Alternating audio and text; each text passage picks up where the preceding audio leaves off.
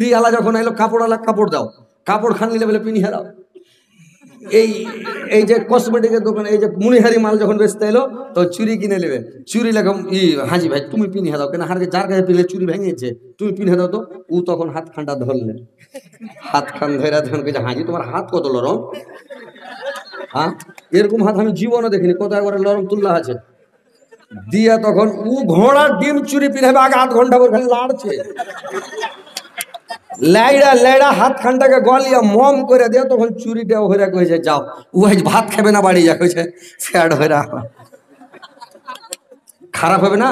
ও যদি চুরি একটা পরের পুরুষ, আপনাকে মুখ দেখা হারাম, ওর সাথে চালা করা হারাম, কথা বলা হারাম, আর আপনি ওকে চুরি পিনিয়ে নেবেন, আপনার ইজ্জত আছে। ওর পুরুষটাকে দায়ুস বলা হবে, তোমার মতন দায়ুস পুরুষ পৃথিবীতে নাই, তোমাকে জাহান্নামে টেনে লিয়া বলো তোমার স্ত্রী পরের কাছে চুরি পিনিয়ে নিয়েছে, আর তুমি মানে পুরুষগিরি দেখাইছো। তুমি পুরুষ আছো, তোমাকে পুরুষত্ব শক্তি রাখতে হবে। আমার স্ত্রী কারোর সাথে কথা বলবে না, আমার স্ত্রী কাউকে হাত ধরাবে না, আমার স্ত্রী কাউকে চেহারা দেখাবে না। আমার স্ত্রী মানে কি আপনি পুরুষ, পুরুষ হয়ে থাকতে হবে। স্ত্রী যাতে বাপের বাড়ি জীবনে একলাই না যায়, স্ত্রীকে বাবার বাড়ি যেতে দিবেন না, স্ত্রীকে মামুর বাড়ি, খালার বাড়ি, ফুফুর বাড়ি, চাচার বাড়ি জিন্দগিতে যেতে দিবেন না। বাপের বাড়ি যাবেন আপনি সাথে নিয়ে যান, সাথে নিয়ে থাকেন, সাথে বেরিয়ে নিয়ে চলে আসেন, বাস ওকে একলাই ছাড়বেন না। আর স্ত্রীকে জিন্দগিতে মোবাইল হাতে দিবেন না, যদি মোবাইল দিয়ে দেন আপনার 20 মেরে ছচাস করে দেবেন, আপনার 20 মেরে দেবে। কোন স্ত্রীকে মোবাইল দেবেন না আপনি, যতই স্ত্রী আপনার ভালো হোক। বুঝতে পারছেন?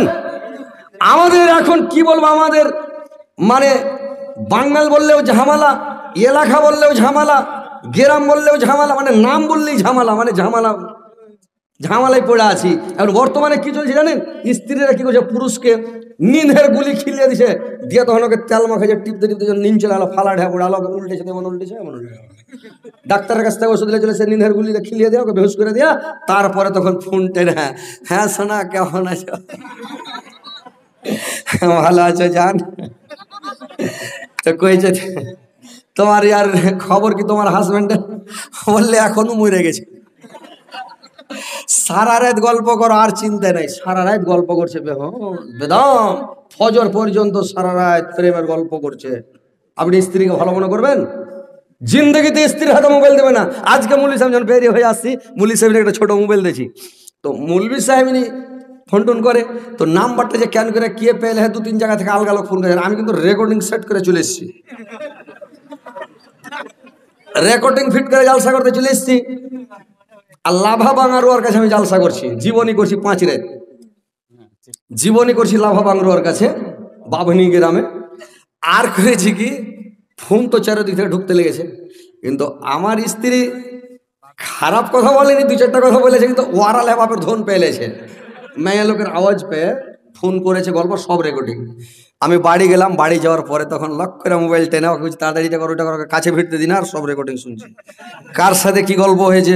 তো দেখলাম তো বেশি খারাপ গল্প হয়নি, 2-4টা এমনি গল্প করেছে, কেমন আছো জি ভাবি, কি করছো জি ভাবি, মানে এই যে ভাবি ভানি ভানি করে মজাক করেছে, 2-4টা গল্প করেছে, শুনে তো আমার মাথা গরম। তো আমি তখন মোবাইল তোর কাছ থেকে নিয়ে নিলাম, আজকে বলছে হাজি মোবাইলটা রিচার্জ করে দিয়ে যাবেন, আমি খবরদার মোবাইলে গল্প করবি না। একদম মোবাইলকে বাক্সে ভরে সুইচ অফ করে রেখে চলে এসেছি, তালা লক করে, একবারে সবটি ছোড়ানকে, বাড়ি ঘরের যতটি ছোড়ান আছে সব গেলে চলে এসেছি। বুঝতে পারলেন? তুই যদি পালাইস তো খালি জানলা খালি পালিয়ে যেতে হবে তোকে, যা। বুঝতে পারছেন?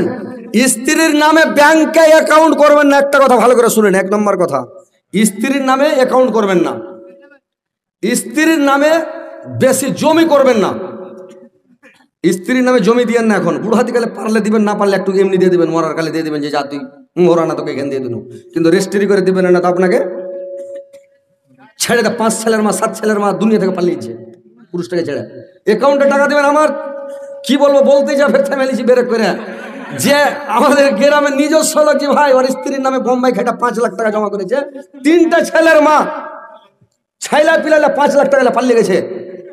বর্তমানে যে কয়দিনকার খবর, বুঝতে পারলেন? তো মোবাইলে অ্যাকাউন্ট মানে অ্যাকাউন্ট করে দিবেন না, আর মোবাইল কিনে দিবেন না, মোবাইল থেকে বেঁচে থাকেন। তো ভাই কথা হচ্ছে, আপনি পুরুষ, পুরুষের কাজ দেখান, দুনিয়াতে ভালো চলেন। আমি খারাপ বলি না, আমি মেয়ে ছেলেকে খারাপ বলি না, সব মেয়ে খারাপ নয়, কিছু খারাপ আছে, ওই খারাপের কারণে বদনাম হচ্ছে মেয়ে ছেলের। কিন্তু পরের পুরুষকে হাত দিয়ে তুমি চুরি পিন হেলিও না। পরের পুরুষের কাছে ফেয়ার লাভলি কি হতো না, একটু লিপস্টিক দেখে তো কিরকম মানাবে, দিয়ে দিলে একটু। ই তখন কত কালা মেয়ে বাংলাদেশের আছে, ই তখন মানে ওগুলো লাগিয়ে টাকে ফের ফটো এমন একটা খিঁচলে, এমন একটা বেরোলাম, এমন একটা খিঁচলে খাজা খাস ফেসবুকে ছেড়ে দিলে। এই তো মানে কাজ করছে। এইগুলো মেয়ে জান্নাতে যাবে যে ভাই, জান্নাতে যাবে? তো কথা হচ্ছে ভাইরা আমার, আপনাকে বিহার অনেক ভালো, অনেক ভালো, আল্লাহ আপনারাকে অনেক ভালো রেখেছে। আল্লাহকে দোয়া করি, আল্লাহ তুমি ভালো রাখো এই বিহারের মুসলমান মমিনকে, আর মা খালা নানি রেখে আমাদের বাঙালের লোক খালা তুমি হেদায়েত করো, আমাদের বাঙালের মুসলমান মমিনকে আল্লাহ তুমি খাঁটি নামাজি বানাও, হেদায়েত করো, এরা যাতে বেপর্দা হয়ে না থাকে, পর্দার মধ্যে থাকে, পর্দার মধ্যে চলতে পারে, আল্লাহ তুমি হেফাজত করো। তো এবার শুনেন ভাই কি বলছিলাম, যে ৭০,০০০ ফেরেশতা আল্লাহর কাছে মাগফিরাত চাইবে, খালি এই দুয়াটা পড়ে নিলে ভাই, ৩টা আয়াত পড়ে নিলে, বুঝতে পারছেন, এইগুলো শিখে নেবেন মুলবি সাহেবের কাছে। আর একটা দোয়া ভাইরে আমার, এই দোয়া পড়ার পরে যদি পড়ালেন আস্তাগফিরুল্লাহাল্লাযী লা ইলাহা ইল্লা হুয়াল হাইয়ুল কাইয়্যুম ওয়া তুবু ইলাইহি, যদি আপনি এই দোয়াটা ৩ বার পড়ালেন, আপনার জীবনের যত গুনাহ আছে সমস্ত গুনাহ আল্লাহ মাফ করে দিবেন রে ভাই। আপনি যদি মানে ৫ ওয়াক্ত নামাজ পড়েন, যেগুলা সাগীরা গুনাহ, ওই সাগীরা গুনাহগুলো লেখা হয় না, মানে তোবা করতে হবে না, ওগুলা আপনি আল্লাহ মাফ করে দিবে, ক্ষমা করে দিবে, শেষ করে দিবে। কোনটা সাগীরা গুনাহ? এই যে সাগীরা গুনাহ হলো রাস্তায় চলতে চলতে মানে মেয়ে ছেলের দিকে দেখা, মানে একবার দেখার অর্ডার আছে, বেশি নাই। আপনি বলছেন যে একবার অর্ডার আছে, তো পুরো করে সুষ্টি বা ছেড়ে দিয়ে ভালো করে দেখে, এই হলো সাগীরা গুনাহ, ছোট মোটো গুনাহ। এই যে ছোট মোটো যত গুনাহ আছে রে ভাই, দেখলেন খুব সুন্দর মহিলা, মনে মনে কইলেন আল্লাহ, আপনার বেরেনে খালি ঘুরছে, খালি উড়ে বেড়েছে, আকাশ বাতাস করছে, আল্লাহ ওকে খালি একবার বিয়ে করতে পাইতুম। এই যে মনের মধ্যে একটা মানে ব্রেনের মধ্যে একটা গুনাহ হলো, চোখে দিয়ে একটা গুনাহ হলো, মনের মধ্যে গুনাহ হলো। যখন আপনি উজু করবেন, ফজরের টাইমে উজু করবেন, হাতের দ্বারাই যে গুনাহ হয়েছে, হাত ধুলেন, তখন ওই গুনাহটা মাপ। মুখের দ্বারাই কোনো খারাপ কথা, ফৌজ কথা কিছু বলেছেন, মিথ্যা কথা বলেছেন, কুলি করলেন, মুখ ধুলেন, মুখের দ্বারাই গুনাহটা মাপ। যখন চোখ ধুলেন, চোখের দ্বারাই কোনো খারাপ জিনিস দেখেছেন, ওটা গুনাহ আল্লাহ মাফ করে দিবেন। ব্রেনটার দ্বারাই যদি গুনাহ করেছেন, মাসা করবেন, তখন ব্রেনের দ্বারাই যে গুনাহটা আল্লাহ ওটাও মাফ করে দিবে, আপনাকে তোবা করতে হবে না, ছোটখাটো গুনাহ উজু করলে খতম। পায়ের দ্বারাই হাইটা যখন গেছেন, পায়ের দ্বারাই যে গুনাহ হয়েছে, ওই গুনাহটা আল্লাহ মাফ করে দিবে। নমাজের কত গুণ আছে জানেন? নমাজের পাওয়ার আছে ভাই। যদি নমাজ থাকে আপনার সব নেকি আছে, নমাজ যদি না থাকে তাহলে আপনার কোনো নেকি নাই, সব নেকি শেষ। আপনি যদি কোটি কোটি টাকা মাদ্রাসায় দান করেন, মসজিদে দান করেন, আপনি ইয়াতিমখানা চালান, আপনি আরো কিছু বৃদ্ধাশ্রম চালান, আর কিছু চালান, কোটি কোটি টাকা ব্যয় করেন, হজ করে আসেন, জাকাত দেন, সাদকা দিয়ে চলে যান, যদি নামাজ না থাকে, সালাত না থাকে, আপনার কোনো নেকি থাকবে না। একদম সহিহ হাদিস, কিয়ামতের দিন কি মাওলানা যখন নেকি চড়াবে পাল্লাতে, গটির মাছের মতো লাফিয়ে সব নেকি পড়ে যাবেন। আর যদি আপনার সালাতের নেকি থাকে, নামাজের নেকিটা থাকে, তো আপনি কাউকে একটা রাস্তা দেখাইছেন, ভাই এটা রাস্তা দিয়ে যাও, খুব ভালো, এই রাস্তাটা গেলে খারাপ আছে, রাস্তাটা যায় না, বিপদ আছে, কাদা পানি আছে, এই রাস্তাটা খারাপ, যায় না, এটা দিয়ে যান। এই যে একটা ভালো রাস্তা দেখালেন, এটাও নেকি পাবেন। রাস্তা দেখাটা কাঁচ পড়ে আছে, কাঁচ খান পায়ে ঢুকে যাবে, কাঁচ খান লিয়ে দূরে একটু সরিয়ে দিলেন, রাস্তার কানে কোনো জায়গায় ফেলে দিলেন গানাগুড়িতে, এটা একটা নেকি পেলেন। কাহাকে একটা বোঝা চেড়ে দিলেন, কাহার সাইকেল খানটা তুলতে পারেন, ওকে চেড়ে উঠিয়ে পেঠিয়ে দিলেন, তো এই নেকিটা। তো এই যে নেকি, ছোট ছোট নেকি, এই নেকি গালা ভাই কিয়ামতের দিন সব পেয়ে নেবেন, পাল্লাতে সব চড়ে নেবে দিয়ে, নেকি এক পাল্লাতে, গুনাহ এক পাল্লাতে। নেকি যদি ভারী হয়ে যায় আপনি জান্নাতে গেলেন, গুনাহ যদি ভারী হয়ে যায় জাহান্নামে চলে গেলেন, বুদ্ধি আপনার শেষ। তো কথা হলো যে নেকি ভারী করতে হবে, তাহলে নমাজটা পড়তে হবে। নমাজ কোনো হালাতে মাপ নাই, আপনি যেখানে যান, যেখানে থাকেন, নমাজটা মাপ কখন জানেন? নমাজটা আপনার মাপ হলো বেহুশ হয়ে যাবেন, যখন অজ্ঞান হয়ে যাবেন, নমাজ নাই। কোনো মানুষ যদি পাগল হয়ে যায়, পাগলের নমাজ নাই, বেহুশ হয়ে গেলে নমাজ নাই, মরে যাওয়ার পরে নমাজ নাই, বুঝতে পারলেন? কিন্তু বেঁচে থাকেন, হুঁশ থাকে, যদি আপনার জ্ঞান ঠিক আছে, হুঁশ জ্ঞান ঠিক আছে, আপনার নমাজ মাপ নাই। আপনি দাঁড়িয়ে পড়েন, দাঁড়িয়ে পড়তে পারেন না, বসে পড়েন, বসে পড়তে অসুবিধা হচ্ছে, আপনি শুইতে পড়েন, শুইতে আপনি ইশারাতে পড়েন যে আমি সিজদা করছি, রুকু করছি, পড়েন বোধ করে আস্তে আস্তে, মানে এখন সিজদা করছি, রুকু করছি, এভাবে মানে দোয়া পড়েন, নিয়ত করেন, আর সুদা সুদা নামাজ পড়েন, কিন্তু পড়তে হবে আপনাকে নামাজ। আর আপনারা ঘুরে বেড়েছেন, নামাজ পড়েন না, আজান হয়েছে দৌড়িয়া বেড়েছেন ইঠে উঠে। হ্যাঁ, জান্নাতের মুখ দেখতে পাবেন, জান্নাতে যাবেন, ভুলে যান। নামাজ এখনো ধরেলেন, সময় আছে, সুধরে যান, টাইম এখনো আছে, সুধরে যান ভাই। তো এই যে দোয়াটা পড়বেন, তো আস্তাগফিরুল্লাহাল্লাযী লা ইলাহা ইল্লা হুয়াল হাইয়ুল কাইয়্যুম ওয়া তুবু ইলাইহি, আপনার সমস্ত জীবনের গুনাহ যত গুনাহ আছে সমস্ত গুনাহকে আল্লাহ মাফ করে দিবে রে ভাই, একটাও গুনাহ থাকবে না, সব সব ধুয়া মুছা সাফে জানিস মাসুম বাচ্চার মতো বেগুনাহ হয়ে যাবে। আল্লাহর রাসূল বলেছেন, যখন তোমরা যদি ফজরের নামাজ পড়ার পরে পড়ো, তাহলে তোমার জীবনে আর কোনো গুনাহ থাকবে না। যেমন নদীতে যখন কল কল করে স্রোত চলে, তোর কাঙ্কর বালু থাকে না, বালু আর কাঙ্কুর গুলোকে ঝাড় দিয়ে পানিতে স্রোতে দিয়ে চলে যায়, ঠকঠকা মাটি পড়ে থাকে। যখন একটা শুকনা গাছে বাড়ি মারবেন, একটা কোনো গাছ শুকিয়ে আছে, গাছে কুড়হলের বাড়ি মারেন, হাতুড়ের বাড়ি মারেন, পাতগুলো ঝরঝর করে ঝরে পড়ে যাবে। ওইরকম যখন আপনি 3 বার পড়বেন আস্তাগফিরুল্লাহাল্লাযী, আপনার যত মানে গুনাহ আছে ওই গাছের পাতের মতন সব ঝরে পড়ে যাবে, আপনার আমল নামাতে কোনো গুনাহ থাকবে না। দোয়াটা পড়তে পারবেন না? দোয়াটা পড়তে পারবেন না? আপনারা জানেন না? না জানলে শিখে নেবেন। হ্যাঁ, তাহলে এই দোয়াগুলো আপনাকে পড়তে হবে ভাই, বুঝতে পারছেন? আর যেদিন মরবেন, আল্লাহর রাসূল বললেন, ওই লোকটা যেদিন মরে যাবে, মরে যাওয়ার পরে যেদিন কিয়ামতের কোটে কাতার কাতার করা হবে রে ভাই, সাইর করে করে মানুষকে খাড়ো করা হবে কিয়ামতের মাঠে, শহীদকারীরা আগা কাতারে থাকবে, শহীদকারীর আগা কাতারে থাকবে, কার গলা কাটা, কার মাথা ফাটা, কার পেট কাটা, কার হাত কাটা, রক্তে রক্তাক্ত হয়ে থাকে। শহীদকারীরাকে গোসল দেওয়া হয় না, যেরকম রক্ত থাকে রে ভাই, ওইরকম রক্ত, তাজা রক্ত নিয়ে ওরা কিয়ামতের কোটে উঠবে। ওরার একটা মানে শহীদকারীর একটা কাতার হবে। এই লোকটা আস্তাগফিরুল্লাহাল্লাযী লা ইলাহা ইল্লা হুয়াল হাইয়ুল কাইয়্যুম ওয়া তুবু ইলাইহি, এই দোয়াটা পড়ে লোকটা মারা গেছে। আল্লাহ পাক বলবেন, আমার ওই বান্দাটা শহীদ হয়ে মারা গেছে, ওকে লিয়ে সটাই এটা খাড়া করো, শহীদকারীর কাতারে দাঁড় করো। শহীদকারীর কোনো হিসাব হবে না, সর্বপ্রথম বিনা হিসাবে এরাকে জান্নাতে প্রবেশ করাবে। বলে জান্নাতে যাও, এরাকে জান্নাতে প্রবেশ করে দেবে ভাই, বুঝতে পারছেন? তো এই দোয়াটা আপনারা পড়েন, গুনাহ একটাও থাকবে না ভাই, শেষ, গুনাহই থাকবে না, আপনার গুনাহ শেষ হয়ে যাবে। তারপরে আল্লাহর রাসূল বললেন, তারপরে তোমার এটা যখন বলা হয়ে গেল, তুমি আয়াতুল কুরসি পড়ো, ফজরের নামাজ পড়ার পরে যদি পড়ো, এবং রাত্রি বিছানা শোয়ার সময় যখন বিছানাতে পড়বে, আর যখন ফজরের নামাজ পড়ার পরে 3 বার আয়াতুল কুরসিটা পড়ে নিবে। আয়াতুল কুরসি আপনারা জানেন? আয়াতুল কুরসি জানেন যে ভাই? পাড়ায় লোক জানে যে আয়াতুল কুরসি কাকে কহে, মেয়ে ছেলে সবাই জানে, শতকরা 90% এরকম মুখস্থ আছে। বেটা ছেলের যদি কম থাকে, মেয়ে ছেলের বেশি মুখস্থ আছে। তো আয়াতুল কুরসিটা পড়তে হবে 3 বার যদি পড়লেন, আপনার এটা বলা হয়েছে যে রাইতে যদি সিথানে মানে ঘুমাবার সময়, শোয়ার সময় যদি পড়ে, সারা রাত ওর সিথানে একটা ফেরেশতা চৌকিদারের মতন, ওর বডিগার্ড হিসেবে রুলাট লিয়া, লাঠি লিয়া ওর সিথানে দাঁড়িয়ে থাকবে, সারা রাত পহরা দিবে।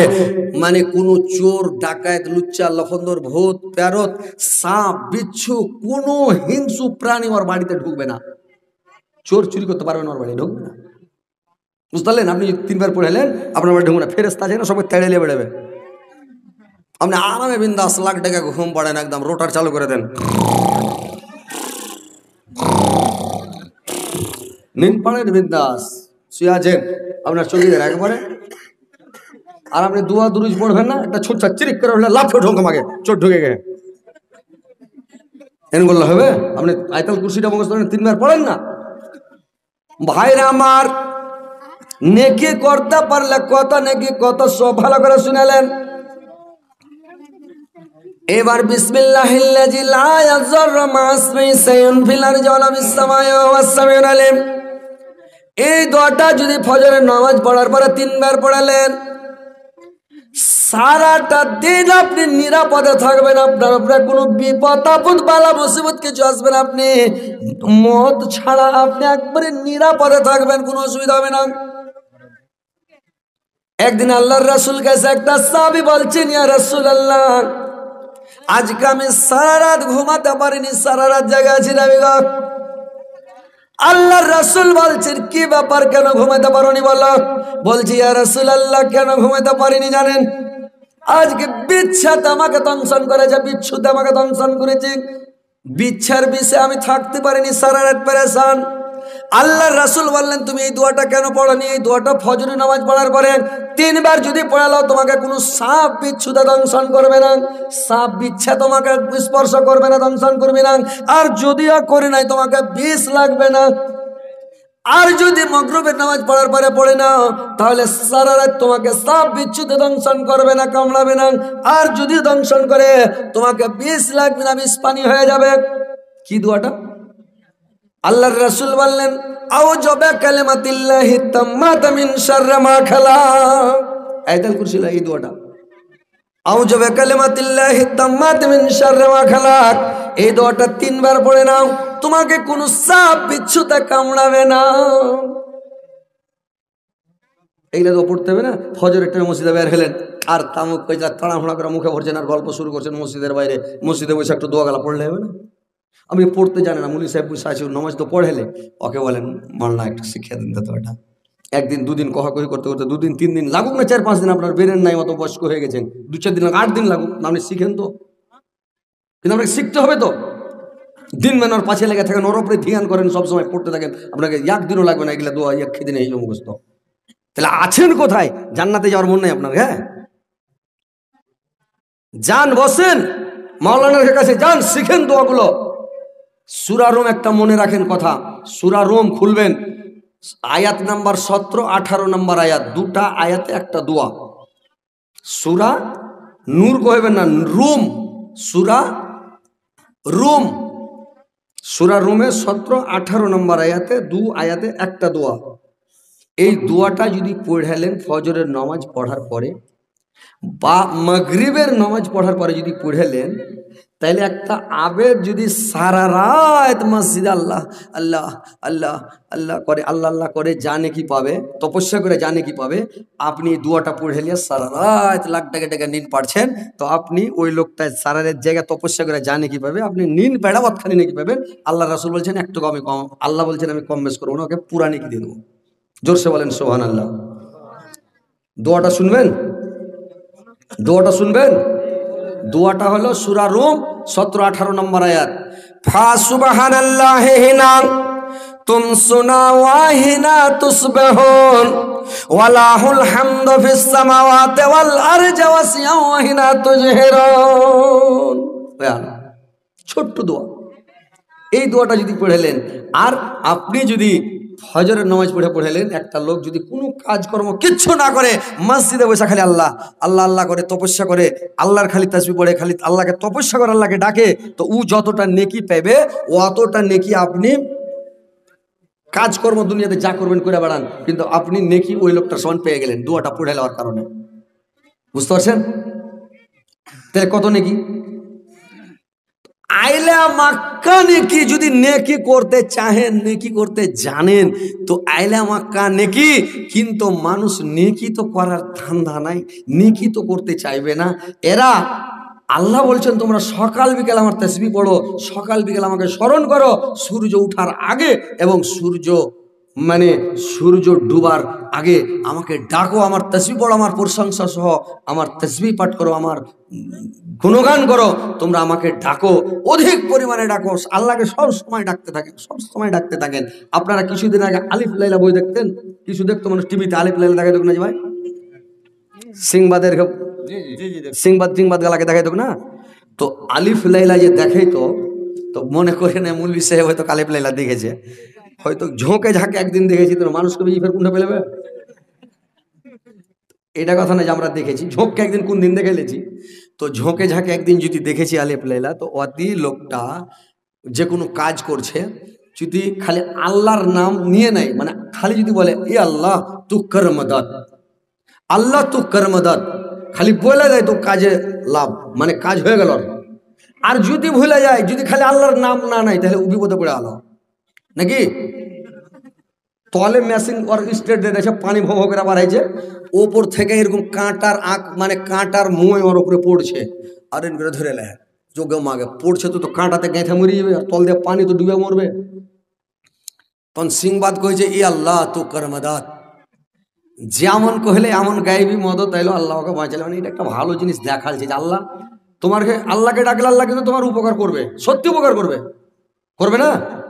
কিন্তু মানুষ আমরা ডাকতে জানি না ভাই, আপনারা ডাকতে জানেন না আল্লাহকে। আল্লাহকে যে কোনো কাজ করবেন আল্লাহ ডাকেন না, আপনি যে কোনো কাজ করবেন বিসমিল্লাহ বলেন না, যে কোনো কাজ করবেন বলেন বিসমিল্লাহ, আপনি আল্লাহর নাম নিয়ে শুরু করেন, কাজে ফল হবে।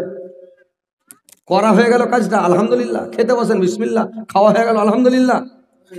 আপনি যে কোনো কাজ করবেন, যে কোনো কাজের শুরুতে বিসমিল্লাহ বলেন, আপনি কাজে ফল পাবেন। আল্লাহর নাম নিয়ে শুরু করেন, আল্লাহ তোমার নামে শুরু করছি, আল্লাহ তোমার নাম, তাইলে আপনি ফল পাবেন। কিন্তু মানুষ আল্লাহকে ডাকতে চায় না, এত নেকি এত সব। তো কথাগুলো ভালো করে শুনেন, যে সকাল সন্ধ্যা আল্লাহকে ডাকেন, বিছানে ঘুমাইতে যাবেন, আল্লাহ রাসূল বলছেন সুন্নাত তরিকা মোতাবেক ঘুমাইতে হবে। বিছানে যাওয়ার সময় মেয়ে ছেলে কি করবে জানেন? মেয়ে ছেলেকে ওর আঁচল দিয়ে বিছানটাকে ঝাড়তে, মানে আঁচল দিয়ে ঝাড়তে হবে, বিছানটাকে আঁচল দিয়ে ঝেড়ে ডাহিন পা বিছানে আগে রাখতে হবে, বাঁ পা পাশে উঠাইতে হবে। মেয়ে লোককে, বেটা ছেলেকে, বেটা ছেলে নিজের লুঙ্গিটা ধরে নেবেন, তহমন খানটা এখানটা ধরে লিয়া এমন একবার বিছানে ঝেড়ে দেন। হাসছেন কেন আপনারা, যে এটা খারাপ কথা বলছি নাকি? বিছানটাকে আপনি ঝাড়েন, এটা সুন্নাত তরিকা। আপনি বিছানটাকে একবার মানে ঝেড়ে দেন, বিছানে চড়েলেন। আর উজু অবস্থায় যদি ঘুমিয়ে যেতে মানে শুয়ে যেতে পারেন, তাহলে তো আরো নাকি আপনার বিছানের সুখ, ভূত ভাতালি, রোগ বিয়াদ, অসুখ বিসুখ, কোনো বালা মুসিবত কিছুই যাবে না। এবার বিছানে যখন চলে গেলেন, বিছানাতে আপনি সুন্নাত তরিকা মোতাবেক ডান পা উঠিয়ে বাঁ পা উঠাইলেন, ডান কাঁধে আপনাকে শুতে হবে। ডান কাঁধে সুতার পরে এই হাতখানটা মাথার তলে দিবেন, এইখানটা হাতকে এই দাপনার উপরে এখানে দিয়ে দিলেন।